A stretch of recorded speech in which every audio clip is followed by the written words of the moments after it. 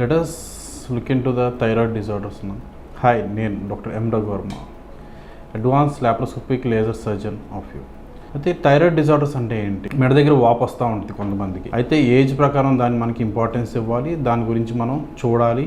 అయితే ఎవరైనా కూడా ఏ ఏజ్ అయినా కూడా కంపల్సరీ మెడ దగ్గర వాపు వస్తే మాత్రం మీరు మీ డాక్టర్ని కన్సల్ట్ చేయండి గారు. ఎందుకంటే మోస్ట్ కామన్లీ ఎప్పుడైనా కూడా మెడ దగ్గర వాపు వచ్చిందంటే అది ఫస్ట్ మన మైండ్లో వచ్చేది ఎప్పుడు కూడా థైరాయిడ్. అయితే దీనిలో చాలా రకాలు ఉన్నాయి థైరాయిడ్ మళ్ళీ మనం. అయితే ఎవరైతే 10, 12, 18, 20 సంవత్సరాలు ఉన్న వాళ్ళు ఆ వాపు వస్తే దాన్ని ఫిజియోలాజికల్ థైరాయిడ్ స్వెల్లింగ్ అంటే ఫిజియోలాజికల్ గాయిటర్ అనొచ్చు మనం. లేదా 25, 30, 40 సంవత్సరాల వాళ్ళ వాపు అనేది వస్తే అది మళ్ళీ కూడా బినైన్ థైరాయిడ్ స్వెల్లింగ్స్ రావచ్చు, like follicular carcinoma or Graves disease etcetera.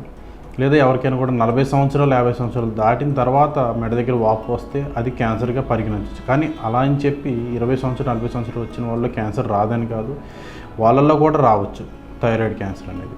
అందుకే ఎప్పుడైనా కూడా ఏ ఏజ్లో అయినా కూడా మెడ దగ్గర వాపు వస్తే మాత్రం దాన్ని కంపల్సరీగా ఫస్ట్ మీ డాక్టర్కి వెళ్ళి కన్సల్ట్ చేయండి, కంపల్సరీ చూపించుకోండి గ్యారంటీగా. ఎందుకంటే వాళ్ళు ఎగ్జామిన్ చేసిన తర్వాత మాత్రం అది థైరాయిడే కాదా, ఆ థైరాయిడ్ ఏంటి, ఎందుకు వచ్చింది, అది ఏ స్టేజ్లో ఉంది, ఎలాంటి స్టేట్లో ఉంది, దాన్ని మందులతో నయం చేయించా లేకపోతే కంపల్సరీ ఆపరేషన్ చేయాలనేది వాళ్ళు డిసైడ్ చేస్తారు. అయితే డైరెక్ట్గా ఆపరేషన్కి వెళ్తారా? లేదు.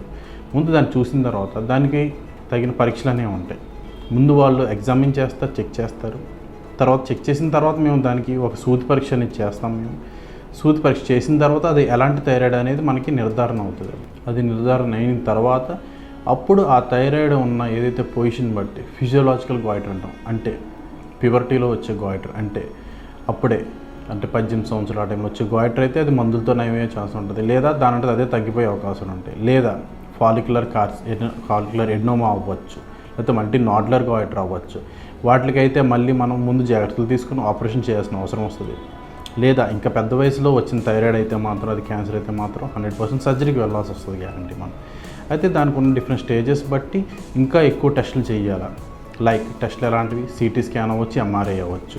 అలాంటివి చేసుకొని అప్పుడు మనం సర్జరీకి వెళ్ళాలి. ఎలాంటి సర్జరీకి వెళ్ళాలనేది అప్పుడే డిసైడ్ చేసుకోవాలి. బట్ ఇక్కడ ముఖ్యంగా మీరు గమనించాల్సిన విషయం లేదా గుర్తుపెట్టుకోవాల్సిన విషయం ఏంటంటే, ఏ ఏజ్లో అయినా కూడా నెక్ స్వెల్లింగ్ అనేది వస్తే లేదా మెడ దగ్గర వాపు వస్తే కంపల్సరీ మీ డాక్టర్ని కన్సల్ట్ చేయండి, చూపించుకోండి. అది ఎలాంటి నెక్ స్వెల్లింగ్, ఎలాంటి మెడ వాపు అనేది తెలుసుకొని దానికి కరెక్ట్ అయిన ట్రీట్మెంట్ ఏదో కూడా తెలుసుకోండి.